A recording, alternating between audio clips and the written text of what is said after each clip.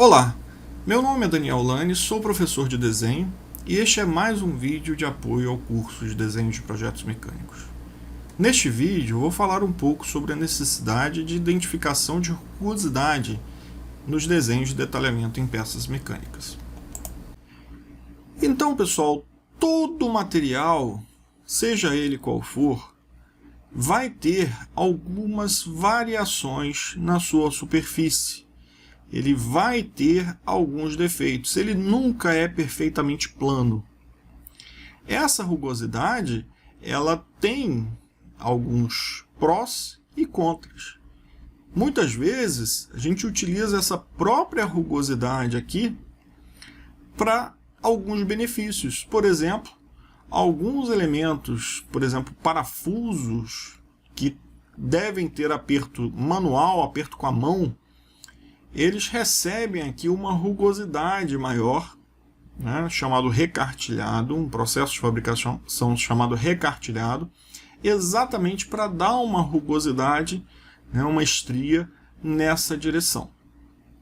Algumas peças, né, principalmente aquelas peças de tubulação, né, com flanges aqui, elas também podem receber algum tratamento, alguma usinagem especial, exatamente para criar uma rugosidade maior e favorecer a estanqueidade dessa peça. Então, eu vou colocar juntas metálicas ou de algum outro material, né, nesses flanges, e essa junta vai ser esmagada e vai acomodar exatamente tendo esse espaço entre os metais, entre as faces ranhuradas, entre as faces usinadas desse flange. Então, essa rugosidade nem sempre ela é maléfica, né? Às vezes a gente utiliza ela em benefício do projeto. Existem algumas superfícies, como a de um diamante, né, lapidado, que essa superfície aqui ela vai ser praticamente lisa, né? Ela vai ter uma rugosidade muito baixa. Isso é muito bom no caso do diamante, porque a superfície lisa ela vai favorecer os efeitos ópticos aqui do material. Então, por isso que o diamante e outras peças preciosas elas são lapidadas. Existe a necessidade para alguns materiais, inclusive, de utilizar óleo, né? Utilizar óleo para preencher esse espaço entre as duas superfícies. E com isso, ter aqui uma redução do desgaste e também um favorecimento aqui do uso, né, dessas peças metálicas. Essa rugosidade ela vai ter cristas e vales, né? E vai ser medida através de um equipamento chamado rugosímetro. E esse equipamento ele vai medir exatamente o desvio médio aritmético dessas cristas e vales. Então, a partir dessa rugosidade, a gente vai poder classificar, né, as classes de rugosidade. As classes de rugosidade são exatamente aquelas rugosidades que eu preciso ter na minha peça, em alguma superfície, para dar a ela uma qualidade, né, e uma funcionalidade de acordo com o projeto.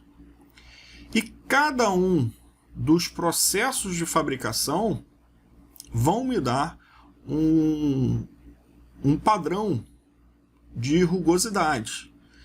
Então, se eu serro a minha peça, eu vou ter, na peça serrada, uma rugosidade bem alta, né?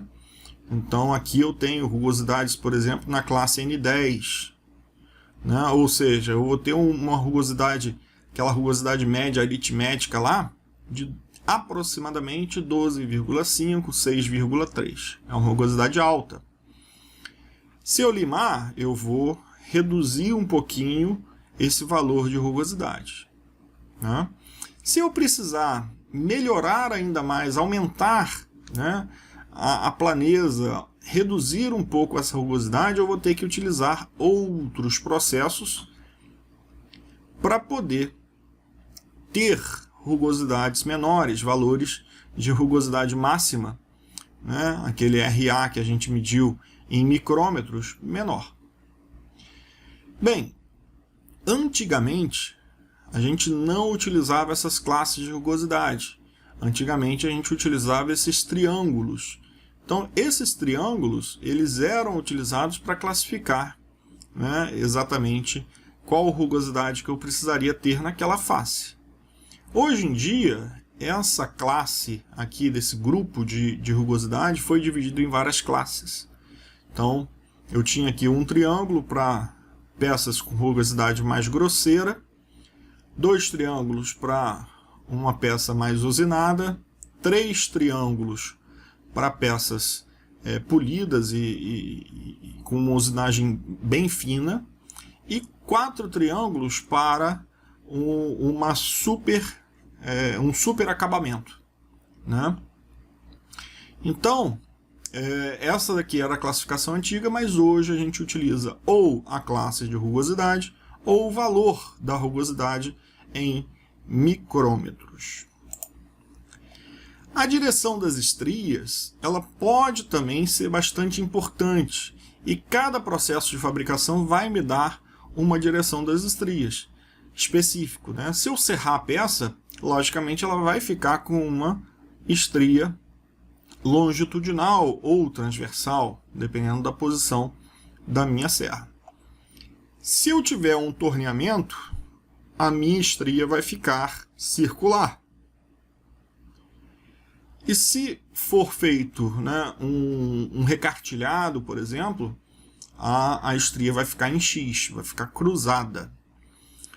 Utilizando, por exemplo, uma lixadeira, né, em várias posições, eu vou ter aqui estrias mistas, ou seja, ela está em todas as direções. E posso ter também radiais, né, como é o caso de alguns processos de fabricação, utilizando bailarina, entre outros. A indicação da rugosidade nos desenhos é uma indicação muito simples, né? Eu vou utilizar aqui o símbolo bem parecido com a raiz quadrada, né? A raiz, na verdade, né? E eu vou simplesmente colocar um traço aqui, logo acima, né, desse V, para indicar quando eu preciso fazer alguma retirada de material. Se eu não posso retirar material, eu fico com uma bola aqui nesse V, logo acima do V. Na posição A, eu vou colocar o valor da rugosidade ou a classe de rugosidade. Então eu vou identificar nesse ponto a classe de rugosidade ou o valor dela. No ponto B, eu vou colocar o método de fabricação, se eu quiser definir qual é esse método. No ponto C, aqui, logo abaixo, eu vou utilizar um valor em milímetro, que vai me dar o comprimento da amostra para avaliação da rugosidade naquele rugosímetro. No D, eu vou colocar a direção predominante das estrias, se eu tiver alguma direção predominante que eu queira manter. E no E, eu vou colocar o sobremetal para usinagem. Então, se a gente for olhar aqui, ó, a gente tem um exemplo com todos os elementos, né, definidos. Então, eu vou precisar fazer uma usinagem. Essa usinagem vai ser feita através de um fresamento. Eu vou ter que ter, ao final desse fresamento, uma classe de rugosidade N8. Então, quem quiser pode olhar na tabela qual que é esse valor da rugosidade, N8, 3,2 micrômetros de desvio médio aritmético, né? É o que o rugosímetro vai medir. Esse rugosímetro vai medir através de um comprimento de 2,5 milímetros, né, uma medição de 2,5 milímetros. Essa direção da estria, ela tem que ser longitudinal, né? Então esse símbolo aqui, ele é longitudinal. E eu tenho aqui, para fazer esse trabalho, essa usinagem, 5 micrômetros de sobremetal. Tá? Então, essas são as possibilidades de indicação da rugosidade em desenhos. Um outro exemplo aí de indicação dos desenhos é o que está mostrado aqui. Nós temos um desenho onde eu tenho algumas faces, né, algumas arestas aqui, e parte dessas arestas recebeu uma indicação especial de rugosidade. Então temos aqui na parte do furo, essa peça é simétrica, né? Vamos tentar entender ela aqui. Ela é uma peça simétrica, aqui eu tenho uma linha de simetria, que é a linha de centro, com esse cruzado aqui. Então significa que essa peça, ela é simétrica, ela está do outro lado igualzinha, né? Só que ela não foi representada.